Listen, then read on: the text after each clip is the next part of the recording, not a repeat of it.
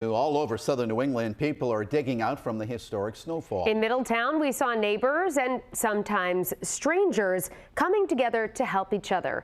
Photojournalist Corey Welch introduces us to new best friends, Jackie and Jose. Look at that big one I said, I remember the blizzard of '78. It was fun because I was young. It all starts as a little flake and then it builds up to this. It's incredible. I'm not young anymore. This is too much. I was coming up with my brother. We were going to help out our grandparents, and he just happened to come and help. I saw Jackie over here going at it by herself. I just want to make room for the mailman and that too. She didn't look like she needed help, but I figured I'd offer a hand anyways. Thank you.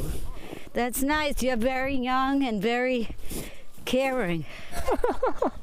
I can see the light at the end of the tunnel. And now that's my new best friend. Please.